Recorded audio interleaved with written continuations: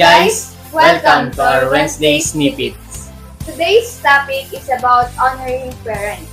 Let's look on Exodus chapter 20, verse 12. Bilang isang anak, ang magbigay ng kasiyahan sa ating mga magulang ang isa sa pinakamabuting bagay na pwede natin gawin. Exodus chapter 20, verse 12 says, "Honor your father and your mother, that your days may be long upon the land which the Lord your God is giving you."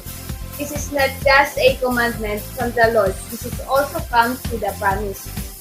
Ngayon, sama-sama natin alamin kung ano-ano ang mga bagay na maaari natin gawin upang maging isang mabuting anak. Number 1, listen. Most of the successful people are those who know to listen. Pagkat ang anak na marunong makinig sa magulang ay naitutuwid na landas. Kailangan mas nakakaalam ng ikabubuti natin kaya dapat lamang sila ating pamilan. Ang anak na nagbibingi-bingihan ay nasa kapahamakan. Huwag tatakbo, aalis ng bahay kapag pinagsasabihan. Tandaan, nasa bahay ang paggabay. Number 2, obey. The child that never learns to obey his parents in the home will not obey God or man out of the home.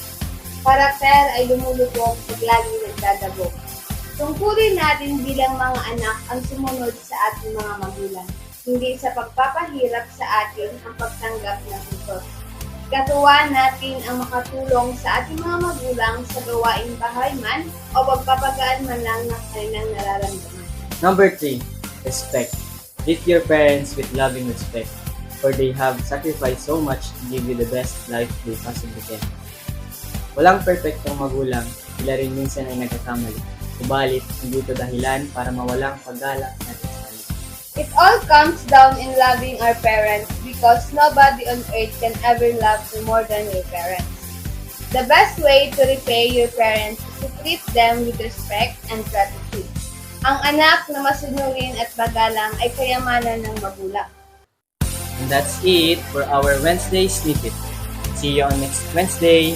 Bye-bye!